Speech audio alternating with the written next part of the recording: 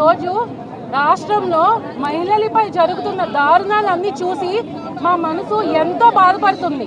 ఈ బాధతోనే మా మహిళలందరూ ఈరోజు ఉదయం రోడ్ ఎక్కాం. ఎందుకు అంటే నిన్న మనం చూసాం గుంటూరులో ఏం జరిగిందో. ఒక మహిళని కేవలం వాళ్ళ ఇంటి ముందు బోర్ బాగు చేసుకోవడానికి బాగు చేసుకుంటుంటే 10,000 అడిగి 10,000 లంచం అడిగి మరి బట్టలు తీసి మరి కొట్టారు. ఎందుకు కొట్టారయ్యా చెప్పండి, ఎందుకు కొట్టారు? మహిళలంటే అంత బాధ్యత లేకుండా పోతుందా? అసలు మన దేశంలో మహిళలంటే ఒక దేవతగా కొలుస్తారు.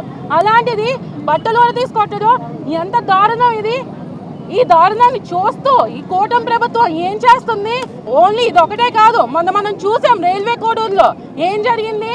వాళ్ళ సొంత పార్టీ ఎమ్మెల్యే ఒక మహిళను దారుణంగా అత్యాచారం చేస్తే కంప్లైంట్ తీసుకోవడానికి వెళ్తే రోడ్డు మీద ఆపి మరీ కర్రతో కొట్టారు. ఎవరు లాఠీ తీసుకున్నారు అయ్యా? పోలీసులు లాఠీ తీసుకున్నారు.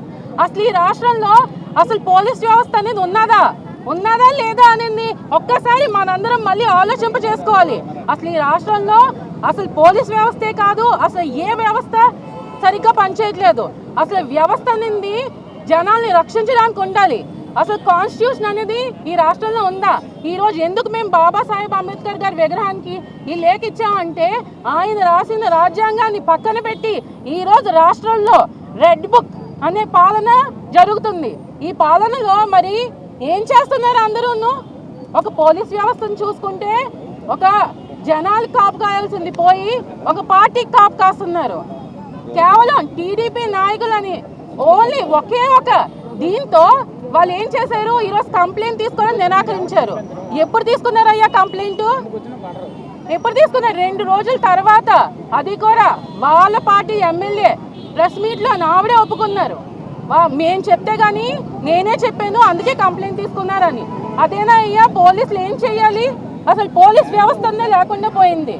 ఇదంతా కాదు, ఇదంతా పక్కన పెడదాం, ఇన్సిడెంట్ల కోసం పక్కన పెడదాం. ఏం చేశారు? సీసీటీవీ ఫుటేజ్ ఇచ్చిన వాళ్ళంట అరెస్ట్ చేయమని మహిళా కమిషన్ గారు ఆదేశించారు. ఎందుకయ్యా కంప్లైంట్ ఇవ్వాలి? అసలు సీసీటీవీ ఫుటేజ్ ఎందుకు ఇవ్వకూడదు మేము బయటికి? అసలు ఆడపిల్లలకి ఏం రక్షణ ఉంటుంది ఇక్కడ? ఇదంతా మాట్లాడాలని మేము ఈరోజు బయటకు వచ్చి మా వైఎస్ఆర్సీపీ పార్టీ తరఫున మనం అందరం ఒకటి గుర్తుపెట్టుకోవాలి. ఏంటి అంటే అధికారం శాశ్వతం కాదు ఎవరికి. ఈరోజు మీరు ఉన్నారయ్యా, మీరు చూడండి, ఈరోజు మన సూర్యుడి కింద నిల్చొని మాట్లాడుకుంటున్నాం. ఆ సూర్యుడికి కూడా గ్రహణం వస్తుంది, అలాగే మా పార్టీకి కూడా గ్రహణం వచ్చింది. అంతే తప్ప మీరే శాశ్వతంగా ఉండరు. కాబట్టి రేపు పొద్దున్న మా పార్టీ వచ్చాక మా జగనన్న మా మహిళలకి ఎంత రక్షణ కల్పించారో మీ అందరికీ తెలుసు. అన్నీ పెట్టారు. ఏంటి యాప్లు పెట్టాము మేము. జస్ట్ చిన్న కాల్ చేస్తే ఏంటమ్మా జరిగింది అని చెప్పి బై మిస్టేక్ కాల్ వెళ్తే ఏంటమ్మా జరిగింది అని చెప్పి రిటర్న్ ఫోన్ చేసేవారు పోలీస్ స్టేషన్ నుంచి. అలాంటిది ఈరోజు పోలీస్ స్టేషన్కి వెళ్ళి అయ్యా నాకు ఇది జరిగింది అని చెప్పి అడిగినా కూడా ఏడ్చినా కూడా పట్టించుకునే నాదుడు లేడు. ఇదేనా మీరు చేస్తున్న పరిపాలన? ఇదేనా మీరు చేస్తుందని ప్రజలందరూ ఒకసారి ఆలోచించాలి, ఆలోచింప చెయ్యాలి. మనం కూడా ప్రజలందరూ ఆలోచించుకోవాల్సిన సమయం వచ్చింది. ఈరోజు మనం కానీ కళ్ళు తెరుచుకోకపోతే మనం ఎక్కడికి వెళ్తున్నాం, మన రాష్ట్రమే కాదు మొత్తం అంతా ఎక్కడికి వెళ్తుంది అనేది మనం తెలుసుకోవాలి. ఇదంతానే కాదు, కేవలం బాధ్యత లేకుండా ఒక గౌరవం లేకుండా నాయకులకి జస్ట్ తొత్తుల్లాగా ఈ పోలీస్ వ్యవస్థ అంతా ఉంటుంది. ఈ పోలీస్ వ్యవస్థే కాదు మొత్తం రాష్ట్రంలో అన్ని వ్యవస్థలు ఇలాగే తయారయ్యావు. కాబట్టి నేను ఒకటే కోరుకుంటున్నాను, డిమాండ్ చేస్తున్నాం మేమందరం కలిపి. ఏంటి అని అంటే ఈ కూటమి ప్రభుత్వం ఏదైతే ఒక మహిళని ఇలా చేశారో మొత్తం అంతా తక్షణమే దీని మీద ఒక ఎంక్వైరీ వేసి మీరు మళ్ళీ లంచాలు కానీ ఇంకోటి కానీ తీసుకోకుండా మీరందరూ ఎలా చేస్తారో అది మీ మీద డిపెండ్ అయి ఉన్నది. మీ కూటమి ప్రభుత్వం అనేది అట్టర్ ఫ్లాప్, అట్టర్ ఫెయిల్యూర్ అన్నింటిలో. ఒక పథకాల్లో కానీ ఒక రక్షణలో కానీ అసలు మహిళలంటే మీకు అసలు గౌరవమే లేదు. ఇదైతే మాత్రం ఖచ్చితంగా 100కి 100 పాలు చెప్పగలం. ఎందుకంటే మనం చూసాం వాళ్ళు గవర్నమెంట్లోకి వచ్చి రాగానే ఏం జరిగింది? ఒక 10వ క్లాస్ అమ్మాయిని పెట్రోల్ పోసి కాల్చారు.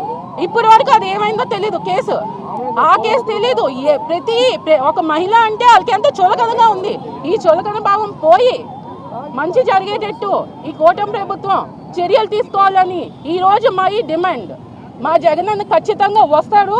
వచ్చి మీకు అసలు అధికారం అంటే ఏంటి, అసలు న్యాయం అంటే ఏంటి అనేది ఖచ్చితంగా చూపిస్తారు. ఆ రోజు మిమ్మల్ని రోడ్డు మీద నిల్చోబెట్టి మరి మీరు చేసిన వాటి అన్నిటికీ మేమందరం సరైన సమాధానం సరైన బుద్ధి చెప్తామని ఈ మీ అందరి ముఖాన తెలియజేస్తున్నాను. ఆంధ్రప్రదేశ్ అనగానే ప్రతి ఒక్కరు కూడా తలెత్తుకొని చూసే విధంగా ఈ రాష్ట్రం ఉండేది. అటు విద్యారంగంలో కానీ, వైద్య రంగంలో కానీ, పోలీస్ రంగంలో కానీ, వ్యవస్థలో కానీ అన్ని రంగాలు అన్ని వ్యవస్థలో కూడా ఆంధ్రప్రదేశ్ మొట్టమొదటి స్థాయిలో ఉండేది. కానీ నేడు కూటమి ప్రభుత్వం పరిపాలనలోకి వచ్చిన తర్వాత అమ్మో ఆంధ్రప్రదేశ్ అని అనుకోవడంతో పాటు ఆహా ఆంధ్రప్రదేశ్ అనే స్థాయికి ఈ కూటమి ప్రభుత్వం తీసుకొచ్చిందని చెప్పడంలో ఎక్కడా కూడా అతిశయోక్తి లేదు. గతంలోని మా జగన్మోహన్ రెడ్డి గారు తీసుకొచ్చిన దిశ యాప్ని శ్రీశక్తి యాప్ కింద తీసుకొచ్చారు. ఎందుకయ్యా శ్రీశక్తి యాప్ అని అడుగుతున్నా, నాలిక గీసుకోవడానికి అని అడుగుతున్నా. మహిళ ఆంధ్రప్రదేశ్ మహిళకి యొక్క రక్షణ బాధ్యత మొట్టమొదటి బాధ్యత ముఖ్యమంత్రిది. ఆ ముఖ్యమంత్రి చేతులెత్తేసిన తర్వాత ఇటువంటి యాప్లు దేనికి పనికొస్తాయని నేను అడుగుతున్నాను. ప్రతిరోజు ఒకటి మర్చిపోతే ఇంకొకటి, ఒకటి మర్చిపోతే ఇంకోటి, ఒకటి నుంచి బయటికి రావాలంటే ఇంకొకటి. మొన్నటికి మొన్న గుంటూరులోని ఒక ఆడబిడ్డ, ఇప్పుడే చెప్పారు పెద్దలు, ఒక ఆడబిడ్డ కేవలం తన ఇంటి ముందు బోర్ అడిగిందని దానికి లంచంగా 10,000 రూపాయలు ఇవ్వలేకపోవడం వల్ల ఇవ్వలేను అని చెప్తే రోడ్డుకెక్కి అయ్యో ఇప్పుడు ఆంధ్రప్రదేశ్లోని మేబీ దేశవ్యాప్తంగా ఫ్రీడమ్ వచ్చి ఉండొచ్చు, కేవలం ఆంధ్రప్రదేశ్లో మాత్రమే ఫ్రీడమ్ లేదు. ఎందుకంటే అప్పట్లో గాంధీ గారు చెప్పారు, ఒక ఆడబిడ్డ స్వచ్ఛందంగా హ్యాపీగా అర్ధరాత్రి బయట తిరిగితే మనకి నిజమైన స్వాతంత్రం వచ్చినట్టు అని. కానీ ఇప్పుడు ఆడబిడ్డ ఇంట్లో కూడా హ్యాపీగా ఉండలేని పరిస్థితి. ఇప్పుడు ఆ ఆడబిడ్డని ఇంటి నుంచి జుట్టు పట్టుకొని మరి రోడ్డు మీదకి ఈడ్చి ఆమెని నగ్నంగా ఏ ఆలోచన లేకుండా ఈరోజు ఆవిడ్ని ఇబ్బంది పెట్టడము నిజంగా ఈ రాష్ట్ర ఆడబిడ్డగా మనసు తరుక్కుపోతుంది. తలుచుకుంటేనే, చూస్తేనే, వింటేనే మాకు ఇంత బాధగా ఉంటే అది ఆ భావన అనుభవించిన ఆమెకి ఇంకెంత మనక్షోభ ఉంటుంది అన్నది ఒక్కసారి రాష్ట్ర ప్రజలందరూ కూడా ఆలోచన చేయాలి. ఈ రాష్ట్రం ఎట్టుపోతుందో అర్థం కాదు. అసలు కూటమి ప్రభుత్వం వచ్చిన తర్వాత ఒక్క రంగం అంటే ఒక్క రంగంలో కూడా మీరు అభివృద్ధి చెందారా అని అడుగుతున్నా. చెందాము. అవినీతిలో, బాధలు పెట్టడంలో, అన్యాయంలో అభివృద్ధి చెందామే కానీ మా మహిళలకి రక్షణలో దీనమైన స్థానానికి మనం అందరం వెళ్ళిపోం. ఈరోజు ప్రతి ఒక్క యువతరం కూడా పక్క రాష్ట్రాలకి ఉద్యోగాల కోసం వలస వెళ్ళిపోయేవారు. ఇప్పుడు ఆంధ్రప్రదేశ్ ఆడబిడ్డలు భద్రత కోసం పక్క రాష్ట్రాలకి వలస వెళ్ళిపోయే పరిస్థితి ఈరోజు ఆంధ్రప్రదేశ్లో కనిపిస్తుంది. ఎక్కడ ఏవి మేము మర్చిపోలేదు. మీ ఎమ్మెల్యేలు అరవ శ్రీధర్ కానీ, లేకపోతే వాళ్ళ కుర్రోడు చేబ్రోలు కిరణ్ కానీ, లేకపోతే ఈ బిఆర్ నాయుడు గారు కానీ, ఎమ్మెల్యే మన బండారు సత్యనారాయణ గారు కానీ, ఇవన్నీ వాళ్ళు మాట్లాడిన మాటలు, వాళ్ళు చేసిన పనులు మేము ఎక్కడా కూడా మర్చిపోలేదు. జగన్మోహన్ రెడ్డి గారు మళ్ళీ రాష్ట్ర పరిపాలనకి ఖచ్చితంగా వస్తారు. ఖచ్చితంగా ఈ రాష్ట్రాన్ని దగ్గరుండి కంటికి రెప్పలాగా చూసుకుంటారు.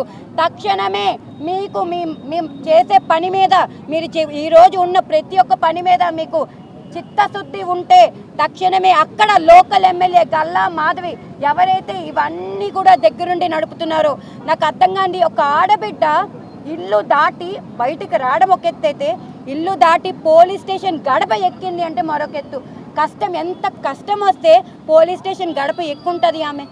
ఆ కష్టం ఉన్నప్పటికీ ఈరోజు ఆ క్లిప్పింగ్ వచ్చింది కాబట్టి, సోషల్ మీడియాలో వైరల్ అయ్యింది కాబట్టి మనందరికీ తెలిసింది.